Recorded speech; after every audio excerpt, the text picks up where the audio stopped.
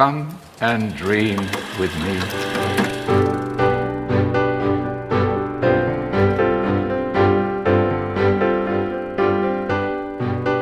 Hello and welcome to What Do You Want to Watch, the Explosion Network's premier media podcast. Every fortnight we get together, we talk about TV, film, online media, and help you answer the question, how believable is a 70-foot shark really? Joining me today, Dylan Blight. Very believable. Very, very. What a great trailer. bit.ly/Explosion Network. Watch our reacts to the Meg trailer. And also joining me, Nicholas Pryor. I think a megalodon was an actual shark, but that movie was stupid. Really? Yes. Oh my god. Jason Statham's going to punch that thing in the nose, because that's the weakness to all sharks, in case you didn't know from the Pokedex. Oh, man. So He's like his tiny little fist against his massive nose. I don't believe it. Oh my god. It's going to be so good. And then The Rock's going to have a cameo, and he's going to ride in an ape and fight. I saw the trailer Rampage for Rampage last night before the movie, and it was fucking stupid. So stupid, but I got to watch it. Yeah. No, you don't. I don't know if I'll go to the cinema, but like if it comes to Netflix. Stacey didn't know what it was based on, and I showed her like screenshots of the game. She video goes, game. "Oh, I had that." Yeah, I just played Rampage. He said the game didn't go anything like this. Nope. They took the concept of Big animals. the storyline that sets up that game in the first 5 to 10 seconds at the start, like old games back then had, with bit little bunch of text like giant animals, blah blah blah blah, and they've turned that into a movie. The Battleship. Yeah, pretty much. Let's get right into what we've been watching. Nick, you went and saw A Quiet Place, the new John Krasinski movie. What'd you think? I think it was good. No, we're still here, audience. We are still here. Yeah. If this Have either of you seen it? No. no, Well, I don't know how to talk about it without spoiling it, but I've seen the trailer. yeah, I know the premise. The trailer I've does seen the not do trailer. this movie justice whatsoever. That's good to hear. Just ignore the trailer completely if you want to go see this. Like, my question, without spoilers, is: does it have talking? it does, yes. At how much would you say? Oh, Like, it feels like pages of dialogue. Yeah. Estimate. How many pages of dialogue do you reckon there actually is in the script? I don't know what an average. Okay, how many minutes of Strip length. dialogue? Or how They- many they- minutes of They talk towards. Oh, I presume they talk more towards the end, yes. there's That would less be my talking guess. than there is talking, if that makes sense. Yes, that does make sense, Yes. given Yeah. the movie. That's half the movie. Okay. My other problem with it is I thought about seeing it today. Highly considered it. Yes? But I believe there's a bunch of people off school at the moment, and my worry is having my cinema experience ruined by people even munching on popcorn, because I've heard on the Twitters that it's so quiet that even someone opening a wrapper is more disruptive than... Because in a normal horror movie, like I go to normal horror movies, I've taken snacks, I've taken drinks to open. The polite thing to do is you wait until it kicks into a amped up scene, or like a non-scary scene, or something with a bunch of talking or music, and you quickly open your snacks or drinks then. This movie doesn't, by the sound of it, have opportunities. It does. It does have opportunities to do it, but like I was scared of the same thing because we went to a 9:30 session on Tuesday night, and it's not school holidays here currently. And as we were queuing up to get tickets, all these like teenage kids come in, and I was like, "Oh no, that's this my is gonna worry. fucking suck." But to their credit, they didn't make any noise throughout the movie whatsoever. Like some of the parts of the movie were so quiet that you could hear the air conditioners of the actual cinema. As opposed really? to the film, yeah. See, I read someone online, I think it might have been the head editor-in-chief from like Total Film or something, or somewhere like that, said, Friend of loved the the show. movie, friend of the show. He said that he loved the movie, thought it was really great, and would suggest going watch it in the cinema if you really want to watch it, but said that it is definitely going to be best watched in a home environment. I disagree. I think it's better in a cinema environment, provided you don't have anyone ruining the experience, which is kind of the gamble you take. Because if I put on my headphones at home, I'm not going to hear even the buzz of my computer in the background, you know? Yeah. Like, I'm going to block out all sounds. So in a cinema, you're saying about air conditioning. You can't block that out, really. No, but I noticed it to begin with, but I tuned it out, if that makes sense. Like, it wasn't a factor. I probably will end up going to watch it. I am worried about having... I don't usually have that much bad luck at the cinema, you know. Yeah. 1 out of 20 times has a shit person or something. But I feel like if I was going to have a shit time, it would definitely be with this fucking movie of all. Yeah. My biggest thing going into this is, I guess, suspend your disbelief. Like, there's lots of little nitpicky things that you could take away from it, like CinemaSin kind of things, but... That's all horror movies. Yes, there's all horror movies, but if you can get past that, it's a phenomenal movie. Like, it executes on its premise better than I've seen any other movie, like, try to. If that makes sense. Like, and the use of perspective as in the well, premise because, being people can't talk. yes, like the way the silence and the perspective, and like there's one of the children are deaf, so when it switches to her perspective, like it's like dead silent.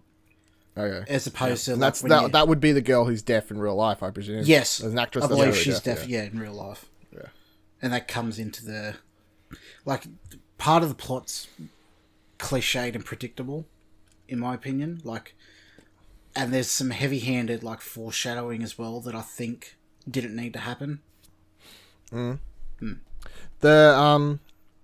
reminded me of what was the Joel Edgerton one? Yes, from last year? Yes. The trailer reminds me of that movie. It Comes at Night. Yes. Yeah. Is that a similar connection? Yeah, based off the trailers, or? My wife said the same thing as she left. Like, it reminded of her. It's just the claustrophobic atmosphere, like the very small cast, and the fact that it's a family trying to survive against this unassailable odds kind of thing.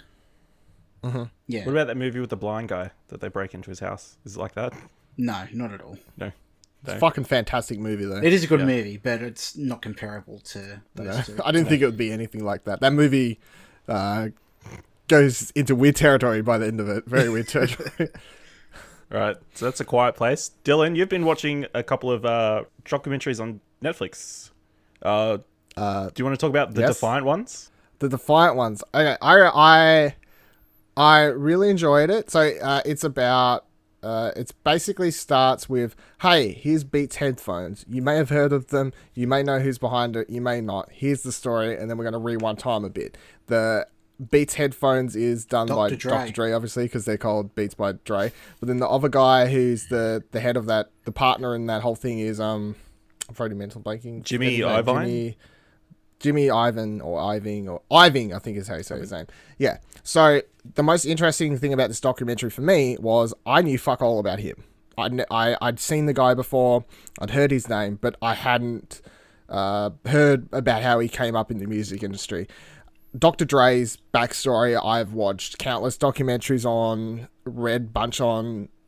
Like, I still am hugely into rap music, but I went for a whole stage in high school where I basically got obsessed with learning about like rap history, and I'd watch so many documentaries, and that the whole time period where they get into Death Row Records with Suge Knight, and NWA period with the FBI deal, like FBI coming into it, all that's hugely interesting, and they cover that in this documentary, and they do it fine. But that wasn't as interesting as someone who's heard that a lot. All the Jimmy Iovine stuff was really interesting because he was basically college dropout or like high school dropout or something. Gets a job as a record store or something. One day someone's like, hey, do you want to help us record stuff in the back room here or whatever? Like, gets a job at some record place.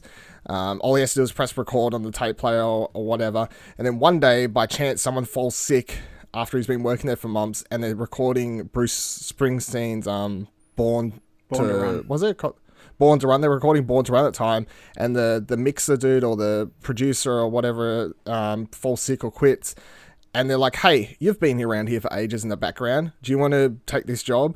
And he says in an interview, like, I had no idea how to do what they was asking me, but I was like, Yeah, I can totally do that. And he does Born to Run, and that's basically how he gets into the music industry. So then it switches back and forth between these two guys telling their uprisings, which are very different, of course, but very similar, that they come from nothing, different sides of the world, different sides of the track kind of thing, but both very driven people, industry-wise, both love music, and then it gets to the point where they meet, and get into Interscope Records, and then it covers up to the stage where they make the Apple deal with Beats headphones, which is the largest thing Apple has ever purchased. I find it really interesting. So, and it's not even 10 episodes. It's like 6 episodes. It's like 4 or something. Yeah, 6. it's not many. So, I would suggest watching it. I binge watched it all in one day, but I am admitted, when it comes to rap history kind of stuff, or any of that stuff, I'm interested. Generally, music history docos I'm down for watching though. So yeah, I found it really interesting. Well, there was another one that also came out recently, Rapture, that you've checked out a couple. Yeah, so Rapture covers a different artist per episode, and so far they've been very hit or miss. The first one covers Logic, which I would suggest watching, because I found that one, it wasn't a great documentary episode. Sometimes when you watch docos, it's just, is this great journalistic kind of doco, which it isn't, but it's just a nice behind the curtain hour where you get to look at him and you go, and it's kind of feel good, because you're like, he seems like a really legit good dude, and if you're a fan of Logic, which I am, it's nice to watch that one. I would happily watch that episode again, because I find it kind of feel goodsy. That moment with the kid on stage. The moment with the kid on stage is so good. I even showed my mum that, because I thought it was so fucking funny. I was like, Mum, watch this. Like, found the part for her, like, put it on. Because it's so good. It's like, do you like cute kids doing, like, trying to... The part where he's on stage and, like, you gotta rap the song, and then it's like, oh, yeah, cute kids a bit. He's like, wait. Mum, can I say the bad words? And then she must not, like, you hear Logic be like, she said yes, and then they kick into the song, and it's like, oh my. Yeah, it's so good. It's funny.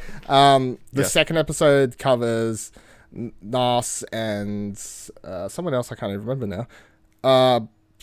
But that one I thought was pretty shit. The third one gets into T.I., which was okay. The fourth one's about G-Eazy, which is the second best one, I think. And then I've got 2 more to go, which I haven't got to yet. So they vary in quality. They're not all told the same. Like the T.I. one gets into a lot of him talking to black rights people from back around Martin Luther King Day, and him talking to them about what he can do to combine his music to help use that to better use and stuff. He even talked to one person who, like, basically tells him off for wearing all this bling and stuff like that, which it's pretty funny. So, but whereas the Logic one is very much just music focused, about how he got to where he is, blah blah blah blah. So they vary. If you're into Logic, I'd watch the first one, but the rest aren't necessary. No. So something I've been binge watching the last 2 weeks is a series of unfortunate events. Yep. We watched the trailer for season 2 a couple of weeks ago on our reacts, and I've watched all 20 episodes in the last week or so. Yep. It is pretty great. Neil Patrick Harris is definitely born to play that role. I told you he's so good. He's so good. I can't roll off his cheese. I love Patrick Warburton as Lemony Snicket. Just that his delivery of those lines. His delivery of the lines, yeah. And just his character in that is so brilliant. And season 2, it I don't want to spoil things, but it ends on a point in which I'm like, I can't wait for season 3. Well, season 3 will be the last one, I presume. Yeah, it's probably going to be like another 12 months away though. So yeah. Well, you know, I'm not gonna. I was pumped to watch season 2, and I still am, but I'm not in a rush to start it because I binged the first season. Like as soon as I started, I was like, I need to keep watching. So I'm just gonna wait until I know there's a time where I can watch all of it in one go, and then I'm gonna catch up. But I'm excited. Good. Glad you liked it. There's season 2. I think is probably better than season 1. There's some pretty great... That wouldn't surprise me because it got better as it went on. I thought the start of season 1 was rough. They introduced Lucy Punch, I think her name is a accomplice for Count Olaf. She's very great. There is a character in the first 2 chapter. Each book is like 2 episodes. Yeah, So in the so- first book, there is a character who is a child character who is possibly the worst, the person child I've hated in movies the most. Like More than like the Game of Thrones? Oh, maybe on Joffrey level, pretty close. I was going to say Joffrey? She is something. Isn't Nathan Yeah. Fillion in it? This one or Nathan something? Fillion's in it. He's pretty great as Lemony Snicket's brother. I can't remember his name. Something's Jock Snicket. The baby's the best part, I thought. The baby is pretty great. They do address that it is now a toddler. Okay. Yeah, it's a story point. Is it Nick. directed to children? No. Not really. No. It's pretty. It's more adult. Yeah, there's It's- some pretty dark. It's adolescent plus, at least. Yeah, It's not meant for kids. When the It's original black movies come out, I comedy, missed yeah. it because I originally thought that they were children's books, weren't they? They're teen books. Yeah. Yeah. Yeah, but So from it's what the you've been same saying, I audience. think I might start watching the show. yeah. It's great. Yeah, it's pretty dark and stuff in some places. And it's Yeah, the pretty- end of season 1 gets very dark. From memory. Just turn the camera. Well, up. to be fair, the first 2-part episode is Count Olaf trying to marry a child. So Oh dear. Yeah. it gets pretty dark. Yeah. So that kind of sets the tone. So check out a series of unfortunate events on Netflix. Another thing on Netflix, The Crown, season 2. You've been checking out, Nick. What did you think? Yeah, we started watching in the beginning of the year, but then fell off for some reason. Then watched the rest of it this past fortnight, and I really enjoy The Crown. Like, I'm someone who really doesn't like the idea of the royal family, but the way the show portrays them and the performances of the actors and actresses really got me invested and curious about the history of what went on. There was 1 or 2 episodes in this season that I think really didn't need to happen. Like, there's, I guess you could quote unquote say, the origin story of Prince Philip, but other than that, I think it's worth checking out even if you have a passing interest in British history. And like in the first season, Winston Churchill's played by what's his name? John Lithgow, and Yeah. yeah, It's really it's good. a phenomenal performance. Like, all the acting is what you come for, really. Awesome. So is it season 3? They're just doing a They've time jump announced and season everybody's 3. being replaced? Yeah, like they've announced a whole new cast to play the principal leads and stuff like that. So are you looking forward to season 3, or are you like, wait and see? I don't know. Like, I'm kind of used to Matt Smith and Claire Foy, and I think they're great, but obviously it must be a big time jump in between season 2 and season 3 for them having to cast older actors. Like, I don't know. I'll watch it, definitely, but I'm cautiously optimistic. Awesome. Another thing you watched recently, The Death of Stalin. I've heard interesting things about this one. Yes, I think, as far as my knowledge, it's only got a limited cinematic release in Australia. But for someone who has such an interest in that time period and that kind of political movement and everything like that, I feel like this movie was written specifically for me. Like, I Okay, feel give like us a pitch. Yeah. Give us a pitch. It's sort of ahistorical. I didn't realize until afterwards it's based off a comic. But it's about the death of Joseph Another Stalin. fucking comic book movie. It's based off the death of Stalin and the resulting power struggle between all the top ministers and power players and stuff, and them trying to like get into the leadership position, and then it's just a bunch of like shenanigans, I can say, of them playing off each other, building alliances, trying to tear the other people down to end up into the top job. But yeah, like Stacey, because I went and saw it with my wife, she said she enjoyed it and found it funny, but didn't quite understand as much of what was going on because she didn't have a concept of the time period and the figures in play and that kind of stuff. But I think you get more out of it. Like myself, I feel like I got the most out of it as opposed to the general cinema goer, if that makes sense. Yeah. But you can appreciate it as well because you can tell the actors were just let loose, that they could just act, and you can tell they all had fun in their roles, especially Jason Isaacs. He was fucking so funny in that movie. The guy, because you've gone back and you've checked out In the Loop, and I have, yes. The guy that makes all these things is known to have Political a very satire. loose script and just ad-lib shit if you want. Go for gold. Shoot, just make it up. That's how you get Peter Capaldi just yelling absolute nonsense. Now I can understand the controversy around him being selected cast as the Doctor. Yeah, it was back in the day. It was okay. So Doctor Who's just going to come screaming out of the TARDIS, going, "Oh, you fucking cunts!" Like, yeah, I think this is from the other stuff. Like, I haven't watched Veep, but In the Loop, the movie, I felt like it didn't have much of a direction, where The Death of Stalin has like a defined plot, if that makes sense. well, In the Loop's basically a movie for Yes. I The watched TV In the show. Loop, then I went and back and started watching the thick of it.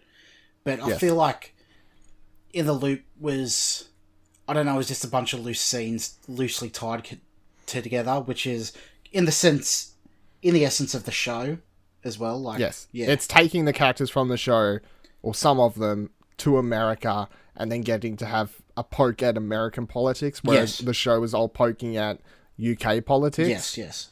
I feel like as whereas- a standalone movie, it doesn't work that It's not as good, fantastically. Yeah, I'd agree. Yep. Awesome. So a movie I saw recently, Blockers, starring John Cena, Leslie Mann, Ike Barinholtz. It's pretty great. I can't not. I'm still excited to check it out. Yeah. I call it cock blockers every time Yeah. by accident. So I've just said it so many times I can't not. Well, it's implied with the symbol of the rooster. Yes.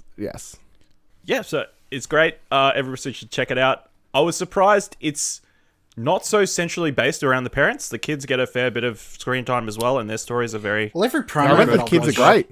every promo Yeah. I watched said it's like the female Superbad. It was like the box quote on every trailer I've The seen. movie it reminds me most of is Neighbours, the All Bad Neighbours, the one with Seth Rogen and I haven't Yeah, seen yeah. that one. and Zac Efron. Just They're that pretty funny. the two age dynamics sort of Working against separating each stories. Obviously not as many pranks in between, but that Does sort the of movie have dynamic. penises in it? Yes, it does. Like If you're my IMDb review that I saw? if you're a fan of Gary Cole, Oh, yeah. yeah, there is a scene in a house All these comedies you're watching lately with with blindfolds. Big a ding lot of dongs in penises, it. yeah. Side tangent. I also watched the Seth Rogen Hilarity for Charity special. Is on that out? Netflix. I didn't even know that was out yet. Okay. I should Yeah, watch that. in his opening monologue, there's penises. What do you mean? How In do the you have opening one- sketch, in the opening sketch, there's penises. Is it his penis? It's a very fake penis, but stunt he's penis. vaping in his penis. That's the joke. Okay. Oh, I like Yeah, it. so I'm down. so check I didn't that know out. that was out. Topical. I remember reading about it. Okay. But yeah, Blockers. There was a lot more heart than I thought there was going to be in it. So it was very sweet as well. I'm looking forward But to it. it was directed by the person behind Pitch Perfect, so that's not surprising. Yep. So yeah, check that one out. Kate Another Cannon. movie. Yes, K Cannon. I'm a fan. Easier, good name to say. Yep. Another movie we checked out that we'll touch on briefly because we just did a review discussion on live on Twitch. It should be up on bit.ly/Explosion Network. Ready Player One. Dylan, what are your brief thoughts? It's not as bad as I thought it was going to be. However, it is still not great. And I would suggest only watching it if you don't feel similar to how I feel about the Avengers trailer, which is that I'm not really looking forward to it because it's a whole bunch of nerd action figures being thrown at the screen, which is what Ready Player One is quite often. I got one question.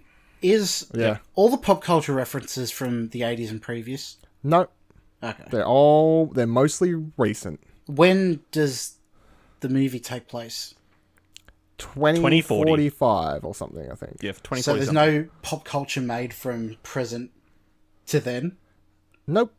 Well, probably. You just don't notice it. Right. That's my biggest... That's why The TJ, for all we know, the TJ Miller character could be based on something between then and then. That's why originally in the original book it made sense when all the references were in the fucking challenges that the dude was making because they were all tied to... Anyway, I'm not... Watch the... I will not see this movie. It does feature one of Dylan's favourite scenes, apparently. So, the second challenge, Dylan very much... Yeah, to be fair, it does have a scene that I'd quite happily watch again because it actually made me feel quite happy. So, most of the references in the pop culture references are just thrown out with no connection to the story or the characters or anything, and they're just thrown at the screen for people to go... It's in the second challenge, Funko to re-release their previous vinyls, but in a Ready Player One box. In the challenge to get the second key, because if you don't know the plot, the challenge is to find 3 Easter egg keys, and then you get to win the fortune and control the virtual it's like reality that episode of Community where they go on the video game. Yeah, basically, it's or Willy Wonka. They in the second one, it does do a thing. Without spoiling it, and it's not a game reference, and it is not a pop culture reference, really. It is a movie reference, like for cinema fans.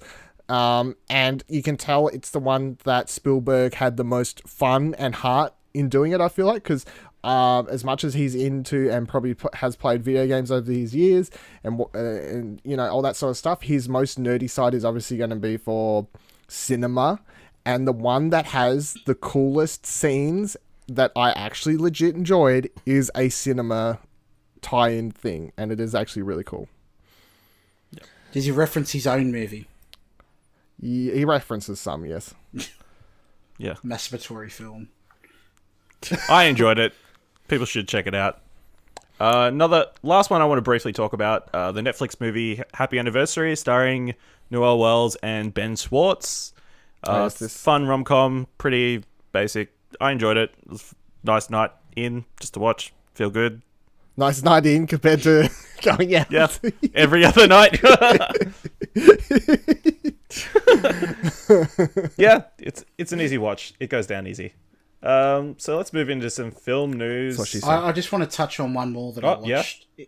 The Homesman, written and directed by Tommy Lee Jones, also starring. Yeah. Also with Hilary Swank. It's hard to... This movie tackles social issues in regarding to women and mental issues of the time period, but I think the execution wasn't that terrific, and halfway or 3/4 through the film it shifts focus on the primary character, which I think just goes downhill from there. Because the basic plot of the film is they're on the frontier in like 1830 something, and these women like lose their minds and they go insane, and they have to the community draws straws to ship these women back to their families to get like proper care.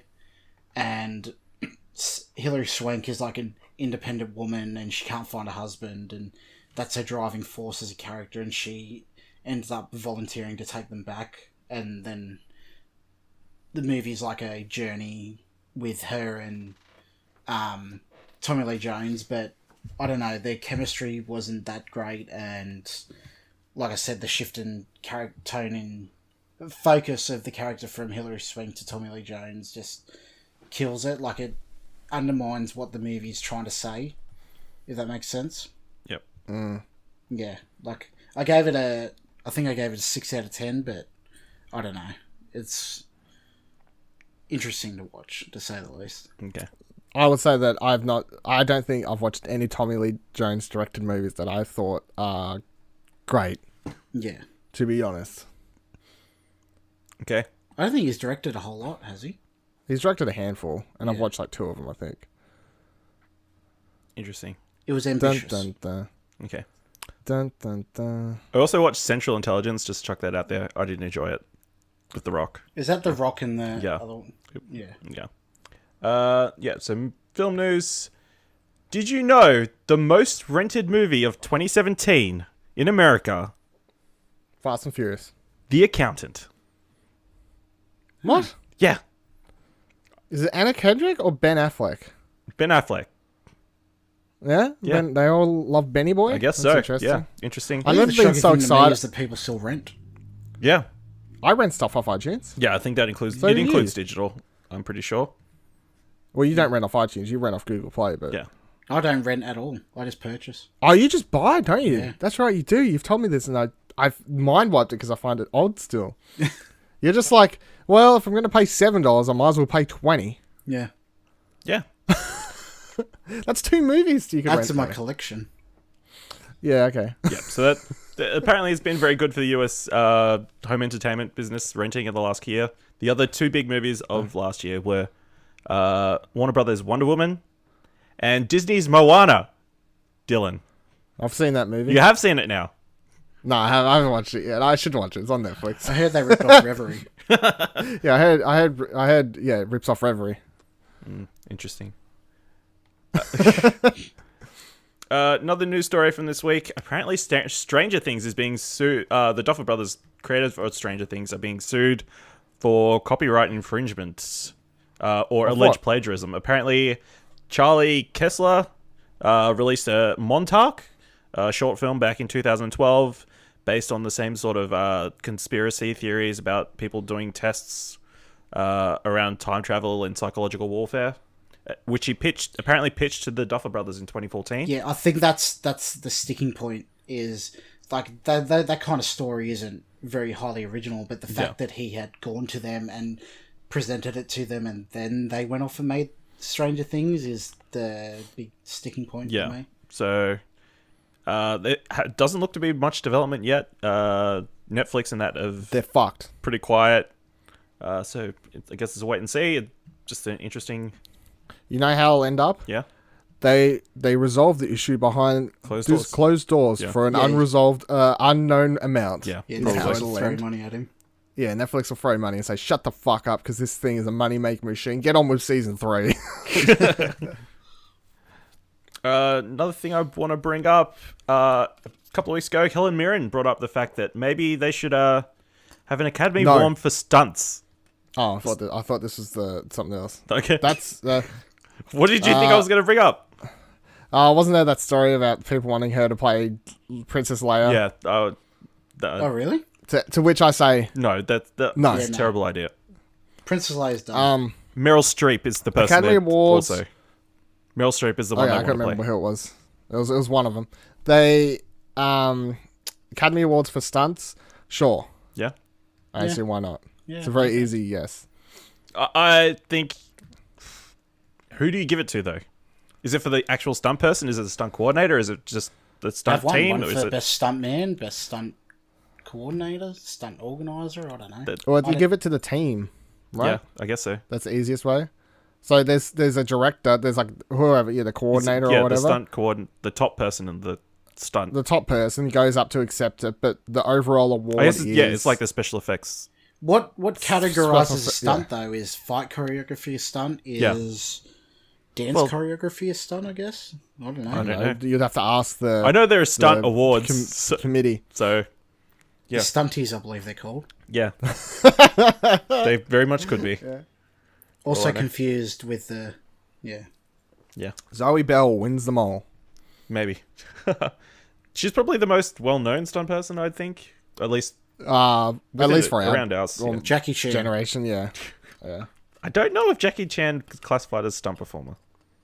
He performs. If you his do your own so- stunts, are you really a stunt performer?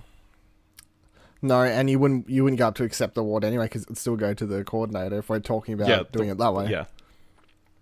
So Apparently, Game of Thrones has just wrapped up a 55 straight nights of shooting for episode in season 8 of Game of Thrones.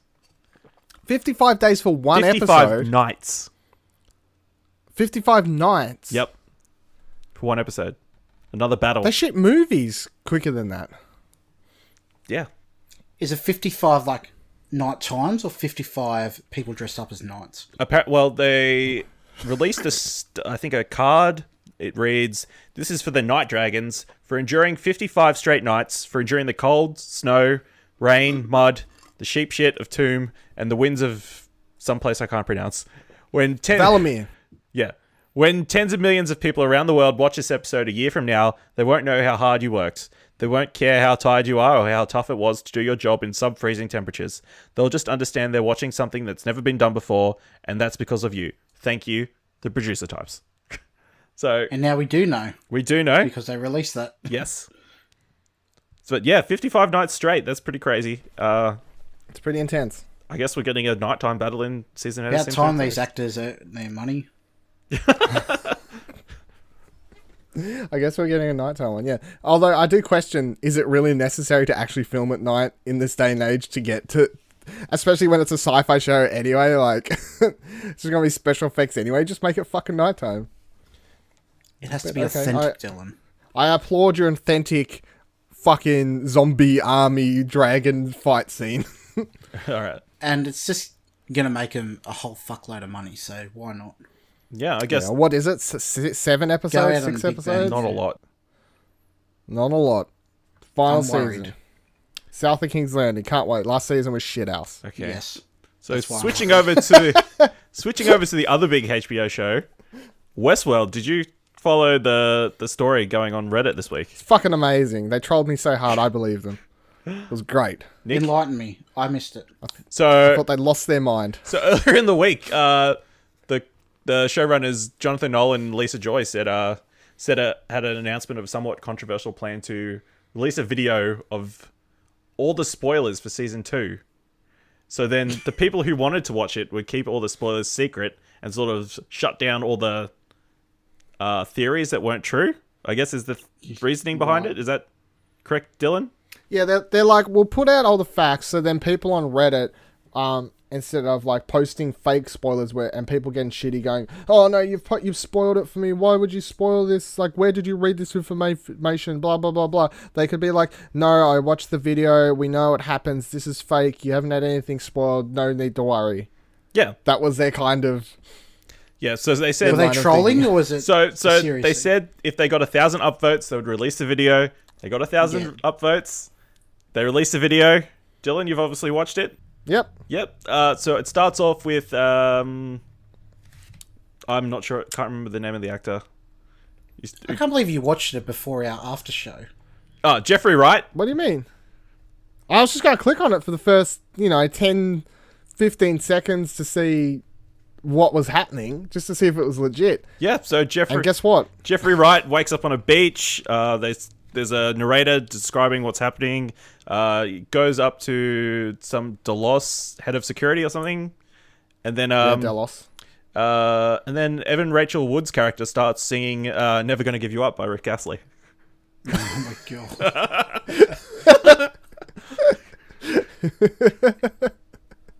It was good.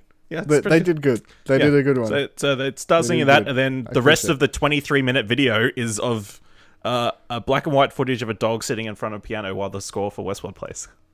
I think I'm gonna have to watch this now. Yeah, so... Yeah, but I believe them because, it was a very lengthy post, written very seriously, with them being like, yeah, we know people get upset. We don't want people who don't want stuff getting spoiled for them. So we're going to try something really different this year. We know this hasn't been done before, but we feel like we could break new grounds by, doing this and helping. It might be better just to do it this way. And all these news sites were reporting on it, E! News, all sorts of huge places. And it was like, what the fuck? Don't do this. I'm thinking... This won't help. This will have people just running into random YouTube videos, just posting spoilers in the comments because that's what people do, to be arseholes. So you've lost your fucking marbles. But no, they hadn't. They pulled it. They pulled a good one. It was the best April Fool's prank that got me. That wasn't on April Fool's Day. See, they were smart. If they released this on if they said this on April Fool's, everyone would be like, nah, you silly. They wait a couple weeks, week and a half, whatever. Got him. Yeah. So Westworld Season 2 premieres April 22nd. You should tune in to Bevan World, coming to twitch.tv/Explosion Network soon. I'd buy that with a Bevan coin. where me and Nick will be breaking Bevan- down the show horribly. Absolutely not as good as anyone on Reddit will be, but we will be 100%. doing it anyway. What day of the week? It'll probably vary, much like our American Gods show or South of King's Landing. Whenever. Keep But them it'll on their happen. toes. Yeah. Anyway, and then YouTube afterward, bit.ly/Explosion Network. All right. Bevan World. Have I made an intro for that show yet? No. When did we decide the name? Today? Just then. I'd like to take credit for that name, thank you. You can direct all love and praise and admiration towards me. You absolutely can. All right. Last couple of quick bits of news. Carl Urban's been cast in the Amazon series of the adaptation of the Garth Ennis, Derek Robertson comic book series, The Boys. You know, are either of you familiar with The Boys? Yes, I've read the first couple I am. of I've read volumes. the first volume, I think. Yes. So Carl Urban's been cast as Billy Butcher, which is like the guy with the leather coat. Yeah. Yeah. He's a... It looks... If you're interested in how he looks in the comic, I swear you could copy and paste him with Negan. They look pretty almost similar. identical. Yeah, I agree. Of course, he was first, so I'm pretty sure. They're also almost the same sort of character in their mannerisms and stuff as well. Yeah, pretty similar. Now I think about it, yeah. Are you interested in this series? I mean, that comic book is pretty messed up, so It I is, don't know it how is. far they're going to be able to go. It's I- being show run by Eric Kripke of Supernatural fame, and is being directed by Seth Rogen and Evan Goldberg. To follow this up, Ooh. Seth Rogen and Evan Goldberg have been doing Preacher, Yes, which and they I did have yet to start this. fantastically.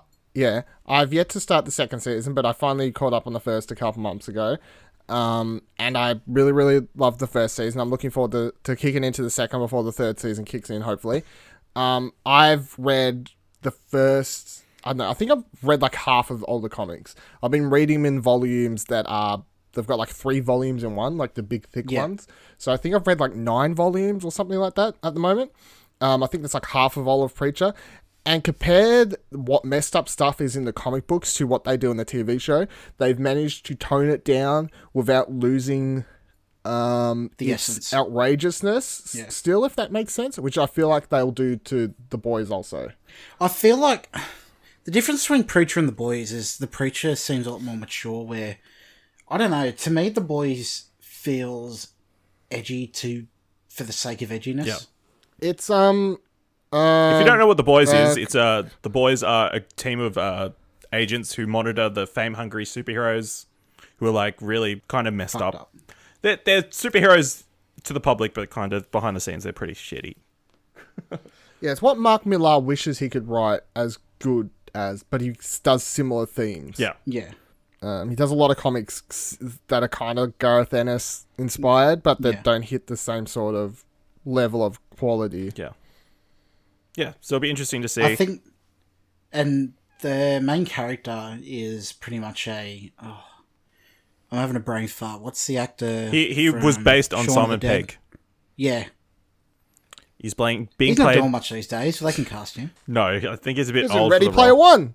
He was in Ready Player One. They've already cast Hmm. Jack Quaid, the son of Randy Quaid. No, not Randy Quaid. Dennis Dennis Quaid. Quaid. The good Quaid. The sane Quaid to play the role. Interesting. Yeah, so coming to Amazon in 2019, apparently. I'll watch it. Yeah.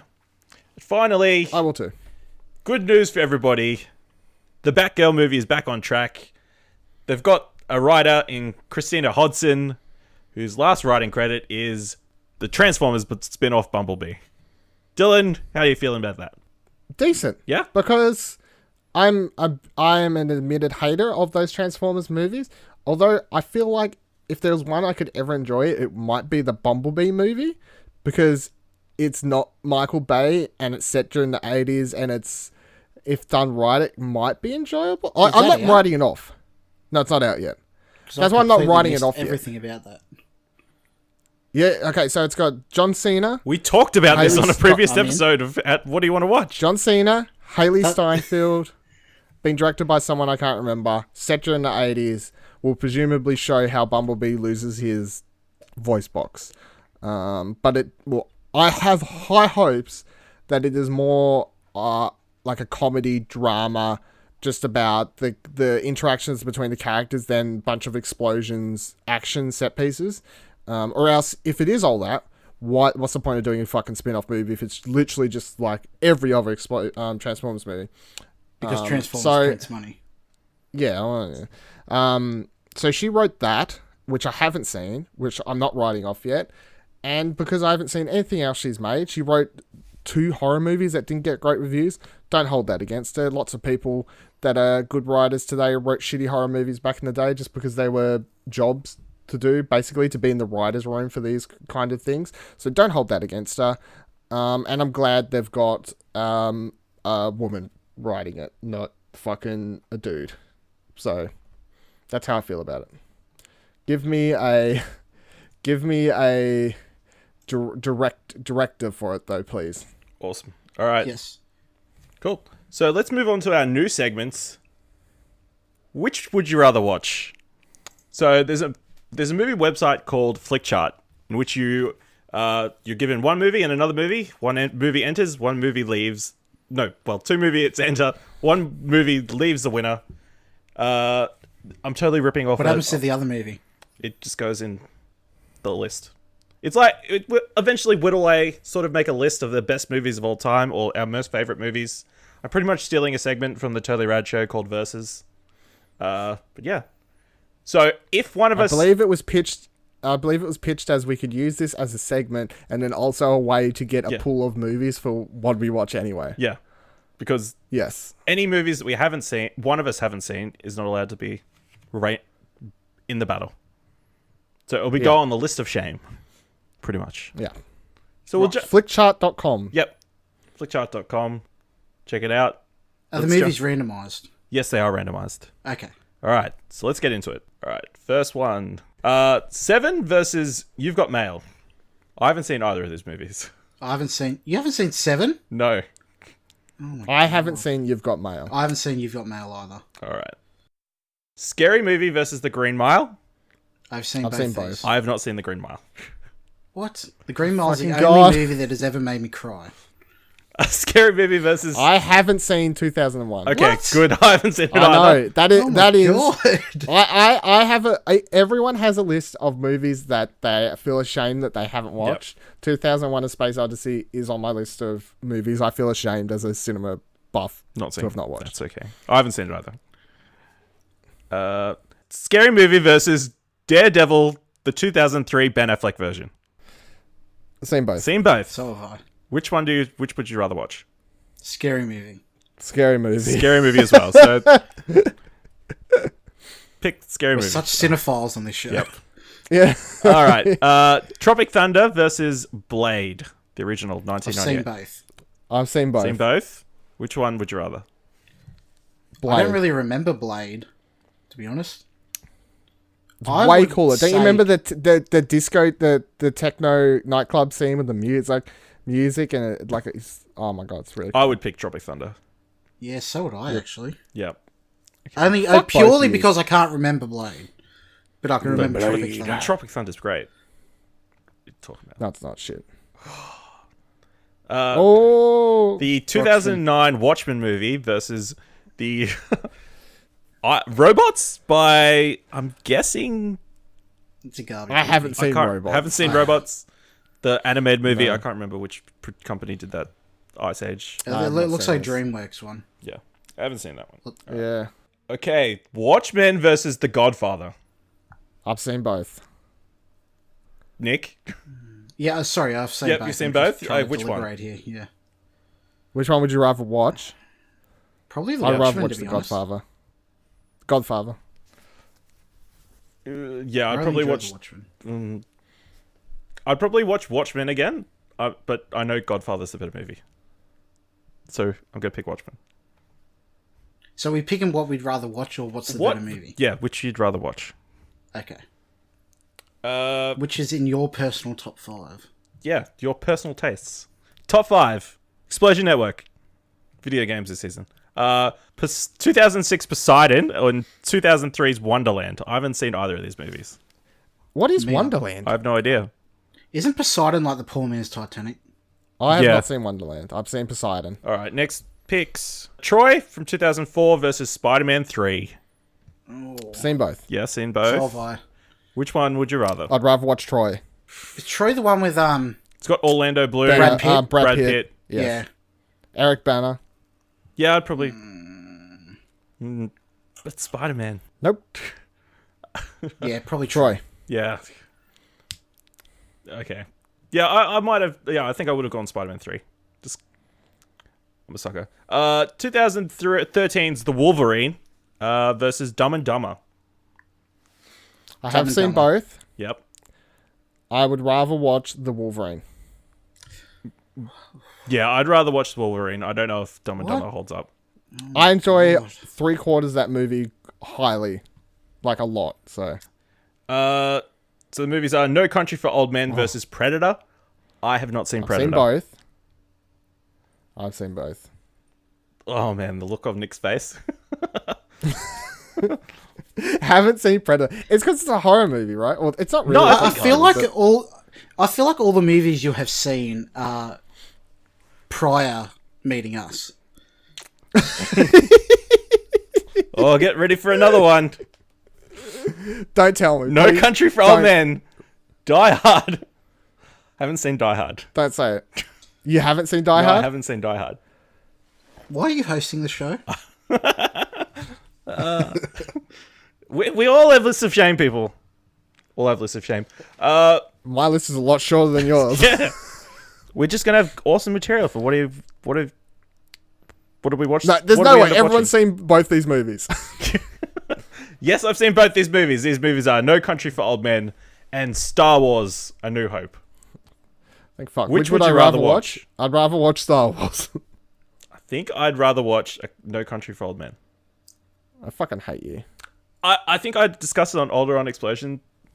A New Hope is very slow, and it doesn't. What, You're No Country fucking from slow. Old Men isn't?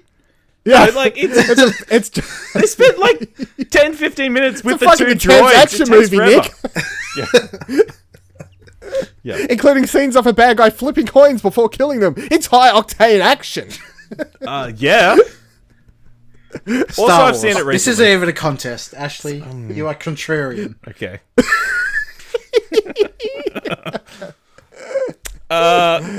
Two picks. Edward Scissorhands and The Incredible Hulk, the Edward Norton version. I haven't seen. I have seen both. I haven't seen Edward Scissorhands. Nick What is going to lose surprise. his mind by the end of this. This is a great segment. Against the Incredible Hulk is Gia. I haven't seen Gia. I haven't seen Gia. I haven't seen Geo. Oh. Oh, the classic film, Gia! How dare I? This is a good one. Kill Bill Volume is 2 that? versus The Incredible Hulk. I assume we're all I've going to seen go both. Kill Bill. Yes. No, I was going to go Incredible Hulk. Really? I really don't like I Kill vote Bill Kill Volume Bill. 2. Well, you're wrong. It's my personal choice, Ashley. You Go might fuck have you yourself. might have seen movies, but you don't know which ones are good and bad. Next picks The Lord of the Rings, The Fellowship of the Ring, and AI, Artificial Intelligence. I have I seen both. have not seen AI. Neither. I don't know if I've seen it. I've seen bits and pieces. I haven't seen the whole terrible. thing. So Lord of the Rings, Fellowship of the Ring versus Me, Myself, and Irene. I have Haven't seen both. the Jim Carrey one. Haven't seen it. Lord of the Rings, Fellowship of the Ring versus I Am Legends. I would go. I have seen both. I would see Fellowship of the Ring. So would I. I would see Fellowship of the Ring also. Mad Max 1979, the original versus Independence Day. I haven't seen the original Mad Max. The one with the bad Quaid. I have seen both. So have I. And Ashley, I've let you down again. Okay, Mission Impossible versus Independence Day. I've seen both. Yes, So have I. seen these. Mission Which would you Impossible. rather? Mission Impossible. I think Independence Day is a guilty pleasure for mine, I think. They're both kind of. They don't. I don't think either hold up very well, to be honest. But Mission Impossible just for the music. I Hearing the like music Independence Day 4 better because of the Bill Pullman speech and Yeah. the bad Quaid going, "Hey boys, I'm back." No, bad Quays come up a bit tonight. Yeah, I'd have to go Independence Day as well. Just it's so take close, but I don't care about losing this one, to be honest. It's like so whatever. close. Iron Man versus What? BB Kids. I haven't seen that. I don't even know. I've what not that is. seen that. Whatever that Looks is. like Yeah, Fat Albert. It does. it does look like Fat Albert. Yeah, I've not seen it. No. Iron Man versus Mean Girls. I haven't seen Mean Girls. I've seen both. I've seen both. Oh my fucking god! Have you both not seen Mean Girls? No, I said I've seen both. Oh my, thank God. I'm not surprised Ash hasn't watched. Okay. Movies, but Iron Mean Girls is Man classic. versus the Terminator. I've seen both. So have I. So have Ash? I. Oh, It's okay, thanks. guys. Oh my fucking! I think he's God. just saying it because he doesn't want to be ripped No, off. Oh, I'd rather watch the Terminator. So would I. Okay, I would have picked Iron Man. Well, too bad. It's too Yeah, big I one. know. I know how the segment works. 10 Things I Hate About You versus Little Miss Sunshine. I haven't I've seen seen both. 10 Things. I haven't seen 10 Things either.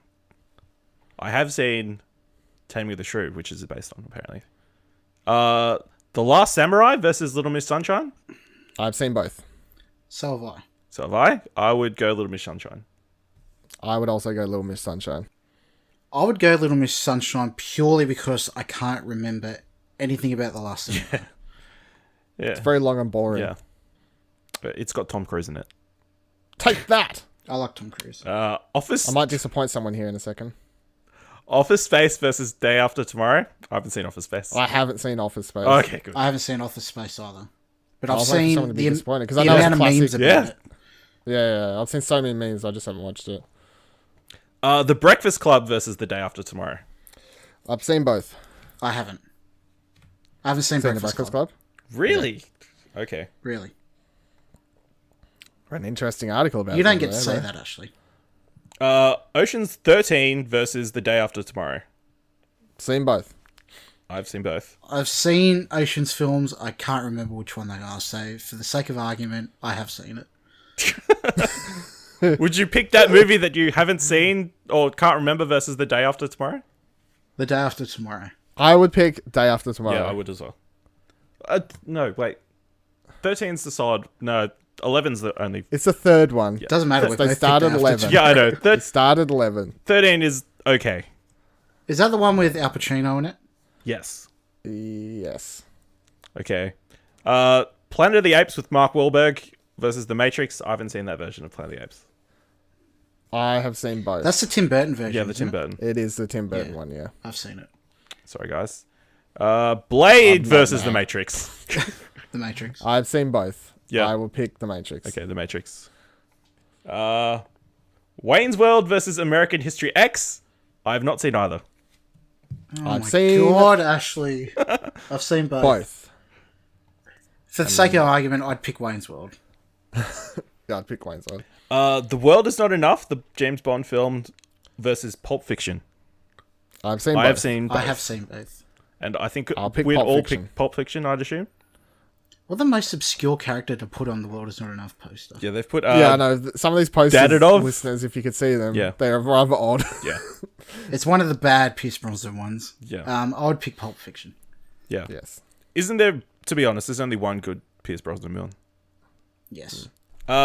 Tremors versus Batman Forever. I haven't seen Tremors. I haven't seen Tremors. Is Tremors the Australian one? I don't I know. don't think so. The- It's like Underground Critters. I know there's 2 of them or 3 of them or something. So Batman Forever versus Anchorman, The Legend of Ron Burgundy. I have seen Wait. both. Is I picked Batman Anchorman. Forever the Penguin one? No, Batman Forever is the... Yes. No, Batman No, Forever the is the Riddler Riddler one. one. The Riddler. Oh, Two-Face. yes. Oh, this is a tough one, actually. Because Batman No, it's not. Forever... Batman Forever has a special place in my heart. Oh. But Come on, Nick. Anchorman. Anchorman. Yeah. It's Anchorman, isn't it, Dylan? Yes! Thank God. What would you have picked, Ash? Anchorman. Oh, I didn't hear. Lost in Translation versus Mission Impossible 3. I've seen both. I don't believe I've seen 3. I haven't seen Lost in Translation. So... Spider-Man 2 versus Gladiator. Oh, this is a tough one. We've all seen them, right? Yep. Yes. I picked Spider-Man 2. I would also pick Spider-Man 2. But Nick, I want to hear your choice. I don't know. I don't think I can. What do you mean you don't think you can? You don't think you can? Okay. Probably, I think Spider-Man 2 is the best Spider-Man. I would probably watch Spider-Man 2 because it's an easier watch. Yeah. But it depends what kind of... Because I go in moods, like... When I'm kind of, like, doing my own research of historical topics, I get in moods to, like, watch movies based around that. Yeah.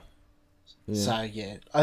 If it's a random day of the week, it's probably Spider-Man 2. But if I'm in a Roman history kind of mood, it'd be Gladiator. So, Spider-Man 2. What else happens when you're in a Roman history kind of mood? I play Roman. Don't want to know. Just go whip some slaves. Full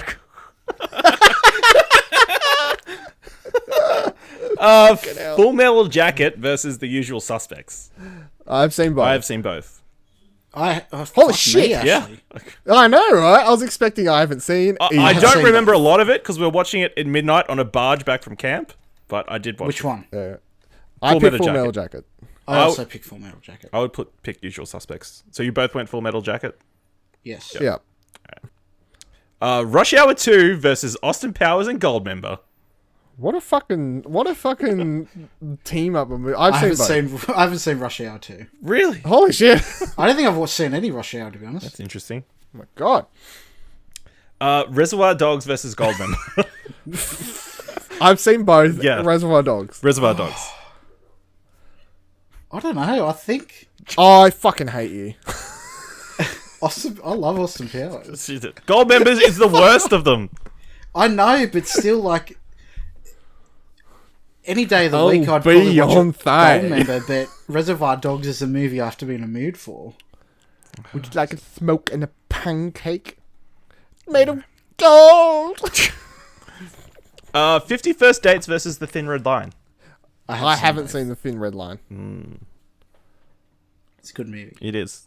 Can't watch old. I can't watch old war movies. I know you've watched them. But 50 First Dates versus Terminator 3 Rise of the Machines.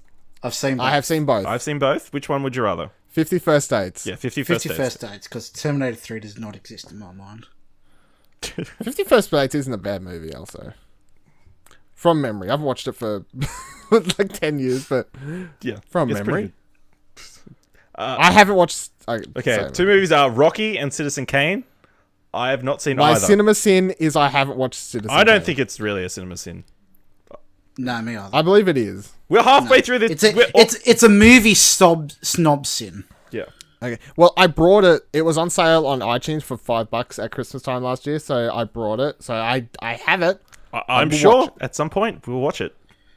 I've We seen will the watch meme of the black and white guy clapping from it. Rosebud. Yeah, I'm sure. Yeah, everyone's seen the meme. I've read articles about it. I know what happens, but I still feel like I'm obligated to Yeah. I'm not. check it out. Juno versus Spider-Man 2. Fucking hell. We've seen both, right? You haven't seen all of them? Spider-Man 2. I love Juno. Really didn't like Juno. I didn't like Juno. Spider-Man 2. Spider-Man 2, yeah. I feel like that's an odd, tough one, though. Yeah. Quite Odd enjoyable, matchups. Home Alone 2 Lost in New York versus Avatar. James Cameron's I 2009. refuse to watch Avatar, and I will never watch Avatar. If it comes up on this show, I will be sitting it out. I've seen both. I've also seen both, but... Home Alone 2 Lost in New York versus Zoolander. Zoolander. Yeah, I'd go Zoolander. I love... Home Alone 2 is my favourite one, though, of the Home Alones. Home Alone 3 is the my first favourite. Oh, Nah, it's got Donald Trump in it. yeah, okay. Ruined it. Stick with the first classic Christmas one. All right, we might end on this one. The Usual Suspects versus Harry Potter and the Sorcerer's Stone. Or This is an Philosopher's interesting Stone, one. as we Australians call it. And real Yeah. readers of the books. Interesting one. Yeah.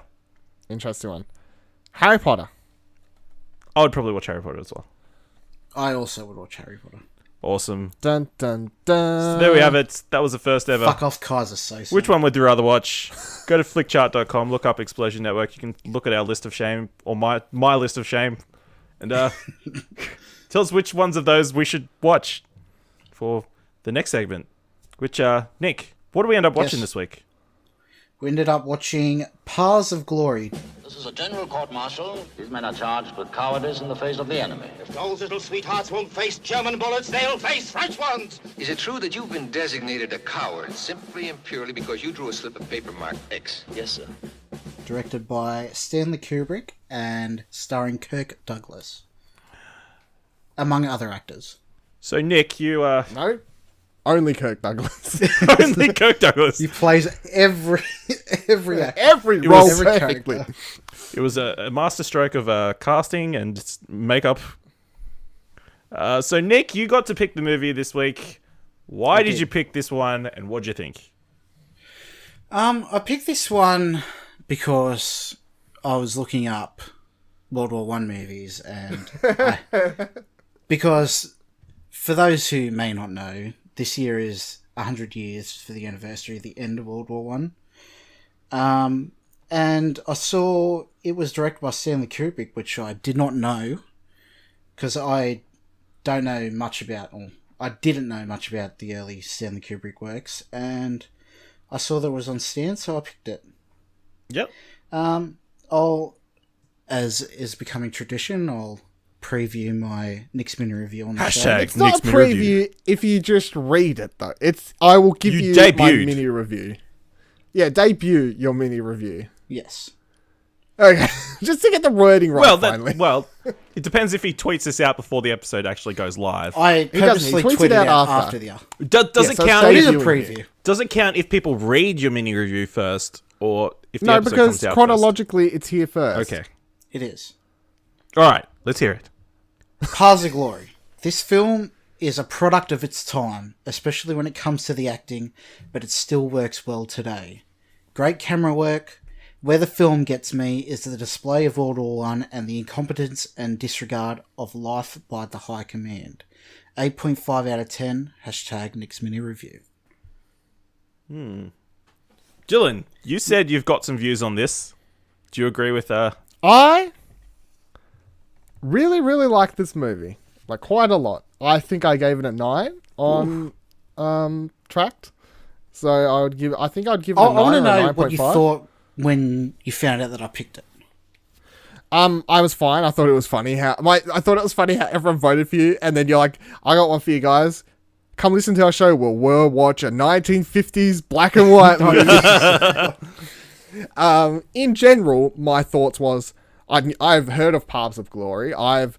I would like to watch all of Stanley Kubrick's movies that I haven't watched. So I was quite happy to watch this because this was one of his movies that I haven't watched, among a couple other things, including like Doctor Strangelove and some of that other earlier stuff. Oh, you before, haven't seen like- Doctor Strangelove? No, I haven't seen Doctor That's a good Strangelove. So I was fine with the pick. It's fine. What did you think, I Ash? didn't really know what to expect. I thought it was really odd. I know it's like 1 hour 28 or whatever, which Yeah. for a Kubrick very movie, I'm like, concise. fuck, that's short. Fuck, that is a short movie for him. It opens. The camera work is for the fight scenes, like them crawling across the No Man's Land. The panning, the tracking shot there is really cool. The opening shot where the cars first are coming into the building, it's very wonky. Yeah. Like the first couple of seconds, the camera seems to like bounce up Yeah. and down, and for a second there, I was like, "Oh god, here we are." Like, is this what it's going to be like for the old movie? But it wasn't. So I don't know if they just shot that and didn't realize it was kind of windy that day or something. But I thought I was in the for a bad tripod time. was dodgy? Tripod was dodgy. I didn't know much about the story either, but I'd have to say I enjoyed the story in this movie probably more than a lot of other war movies, and I feel like the story in this movie is very anti-war. It is. It's a very anti-war sentiment. And yes, From a lot of like personal accounts I've read of the war, it's very.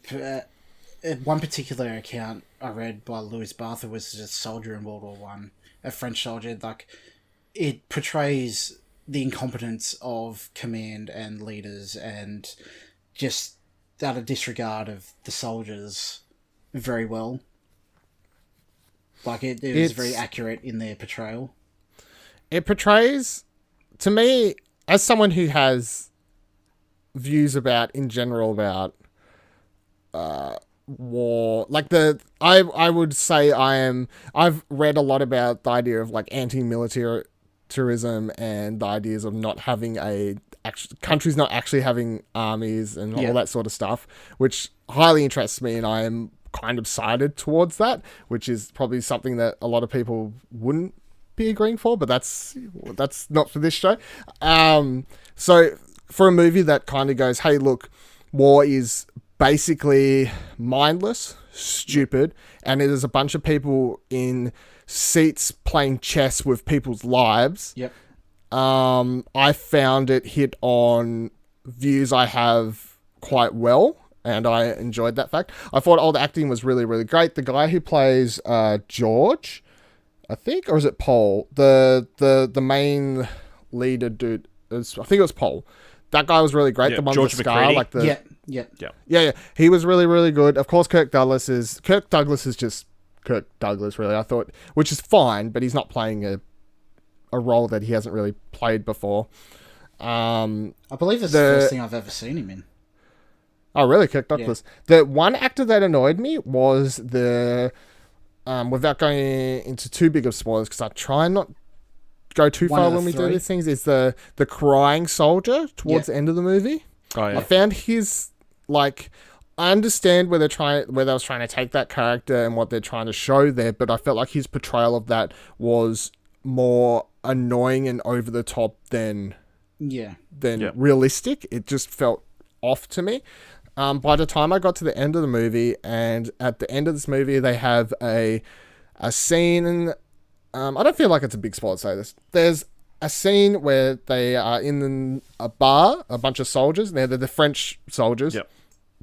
And they, Kirk Douglas's character's walks up to the bar. They're all yelling and screaming. Here's all the people in there. And he kind of walks up to it as if he's about to charge in there and say, stop behaving like fucking animals, get your shit together kind of thing. He's like marching over there. That's what I kind of got from it. Yeah. And then he stops for a second, and the guy up on stage drags out this German girl, and they're all hollering and screaming, At one stage, she says something, and you hear someone yell back, speak real language, or something along that line. Speak in civil tongues or something like that. And everyone's hollering and screaming. And the way it's edited is like this scene I could watch again, because I think this is the magical scene of the movie. The war scene, the scene across no man's land is great. Yeah. Tracking shot, the way everyone's falling upon each other, the bodies everywhere. That is really, really great.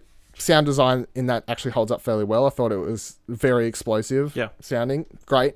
But this scene at the end, I feel like, is the scene of the movie. It portrays how utterly ridiculous war is, and the fact that people fight each other, because it is a scene about them yelling at this person like, you're fucking so different to us. And then she starts singing, and they all start breaking down, and they start tearing up and crying. And it's so supposed to basically portray, I don't know, you could look at it from many different ways, but it's like they're looking at it going, oh, wait, that woman, she's not so different to us. They suddenly start clicking on. I don't even think it's her singing. It's more the fact of just hitting an emotional level. And then the editing slows down, and it shows all these people who had been randomly flicking towards them all going, animals, animals, animals. And Kirk Douglas is about to go in there and yell at them, and then he stops for a second. And then someone walks up to him and says, we're being ordered back to the front line or whatever. And he's like, give them 5 minutes or something like that. That is the scene of the movie for me. I thought that was utterly fantastic. And when the credits start rolling, I kind of just sat there for 5 minutes going, wow, that was a really powerful scene. Yeah. So I loved it. I thought it was really good. I can appreciate this movie. There's some great acting by Kirk Douglas and George McCready, which you covered before. I just didn't find it very engaging. I don't know if it was just the plot was kind of bland, or just the time period. It just doesn't work for me. But yeah, it just wasn't for me, I guess. And also that there's a courtroom scene. It made me appreciate how sound has developed, because there was some really bad echo in that scene, which was hard to listen to. Yeah, I agree. Yeah, I agree. Yeah, I agree. There are some scenes like that where you can... Yeah. Technology's a lot better. There's a scene where they're talking in George and the other character Phil, or what fucking someone, Paul, George and Phil, the other leader dude. They're talking in a room, and I swear, like, they walk further away, and the mic must have been right above where the scene starts, and they walk further away, and they get quieter. Yeah, I'm like, oh god. But I mean, it is old, so it's you have to forgive some of those things. I did not see. I don't know if we want to get into spoilers or if we want to talk about spoilers. I'm fine with going spoilers. All right, guys. Bevins, we go into spoilers. Spoiler talk for Paths of Glory from 1954.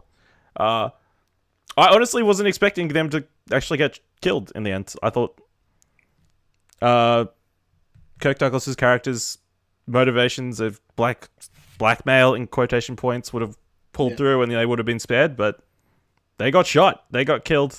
That's what sells it the most for me, is that it truly doesn't matter. Like, it was especially war that literally had no meaning. Yeah. And just the waste of life and the uselessness of it all, and just the way that they use it, like the higher ups use it to further their own agendas, careers, and they're power hungry, and it's just a game. And the fact that, like, this movie made me angry in so many points. Yeah, I really enjoyed it. The fact that by the end there, the other dude, George or whatever, whichever one it was, saying to, "Oh, you played your cards right there, Kirk Douglas's character here. You got the promotion," and he just spits it. He's like, "It wasn't a fucking joke. Like, I wasn't doing that to try and climb the corporate, it's not the corporate ladder, but the military ladder. To climb the corporate ladder like you fucking are. I was legit just trying to look out for these people's lives who shouldn't just be mindlessly killed." And he's like, "Oh, you got fiddly with people's," like gives him that thing like, "Oh, I thought you was legit just trying to get the job," kind of thing. That's how lost in his world of ridiculousness he is. Oh, they God. have no sense of the front lines of the people, of the men they command. Yeah. Yeah. And there's the other scene that, like, there's the other scene at the start where which one is it? Is it Paul or George? It's Paul. So Paul is George McCready, the guy with the scar, and yes, it's Paul. Yeah. So there's the other scene that just rubs in the first inkling I got where this movie was like kind of anti-war. From behind the camera was the scene where Paul is walking through the trenches at the start of the movie. Yeah. And it's really great because it's just one shot, a tracking shot backwards as he's walking along, and he walks past, 20 soldiers. Stop. Hey, soldier. Blah, blah, blah, blah. Script. Yeah. Love your weapon there. Can't wait for you to get back to kill some more people. Keep up the great walk. Walks. Yeah. Hey, soldier, how's it going? Great. Can't wait to get back out there, kill more people. Keep up the great work. Yeah. Walks. And then he gets to the third person. Hey, soldier, how's it going? And the guy's shell-shocked. And I don't know as much about history of war and all this sort of stuff, but I know this is a true thing that people didn't back then believe that shell shock was because of course these days we still struggle with talking about mental health and all sorts of shit like that. But imagine how bad it would have been back then. Shell shock's not a real thing. Fucking get over it. This dude's shell shocked and he can't really speak. Get yourself together, soldier. Wife, do you have a wife, soldier? Get him the fuck out of here. He's bringing our whole fucking team down or whatever. That scene was great. Yeah. Fucking fantastic. I really enjoyed this movie. Awesome. You're welcome. Also, side Thanks, note, Nick. The German woman at the end, that's Stanley Kubrick's wife. Oh, really? They got married after the film. Crazy. Dun, dun, dun. All right. So The more you know. The more Stars. you know. Yeah. Yeah. I love that that's a thing that we know, but it's totally a American, network TV thing. Yeah. So that brings us to the end of another episode of What Do You Want to Watch? Nicholas Pryor, where can people find you on the internet? You can find me on the internet at Trakt, Lord M. Pryor, and at Twitter at Lord M. Pryor. Dylan, where can people find you at those two places? Viva la Dill. VIVALADIL. Twitter, Trakt. Friend me. You can find me those places as well at Ashley Hobley, ASHLEYHOBLEY. You can follow the Explosion Network on Twitter at ExplosionPod. You can go to explosionnetwork.com where you can find all our podcasts like this one, like Top 5, like Pleasure Explosion, other shows that we talk about stuff. There's only 3 or 4 other shows that I didn't mention. Check us out on Facebook if you want. We've got a page there, Explosion Network. Go to iTunes, sign up for an account. Leave us a review, preferably 5 stars. Talk about how good and succinct and how awesome that new segment was. I would really like some feedback. Should we change the segment to I can't believe you didn't watch that? Maybe. Maybe, yeah. And of course, you can always email us at mail@explosionpod if you've got any thing you want to talk about us. It's mail at explosionnetwork. At explosionnetwork.com. I'm just so disappointed in myself that I haven't seen all those films. That's okay. I feel so much guilt. That's okay, Ash. Now the whole world will be able to chastise you on your Yeah, they poor will. cinema viewing history. So I guess till next time, keep watching stuff. I guess. Ad read, April 2018, take 5. Hey listener, if you're not listening to the Tales of Theldon yet, you should be. It's a D&D audio drama, more easily described as D&D light. The focus is telling a fun story and cutting out too much of the fiddly D&D details that could confuse or bore the uninformed. It features Kieran, Dylan, Ash and Tom, and you'll be in for some laughs and good adventure. Give the first episode a listen today and see if it's for you. Explosion Network Bulletin Board. Pleasure Explosion is now Thursdays at 12 PM Australian Eastern Standard Time. Thank God daylight it's over. With Tom hosting the free-flowing conversation, and make sure you check out if you found the old format too much. Reacts and review discussions officially lift off on Twitch, so make sure you follow our Twitter at ExplosionPod and twitch.tv/ExplosionNetwork to keep up when they are live. You'll also find them at bit.ly/ExplosionNetwork on our YouTube 24 hours later.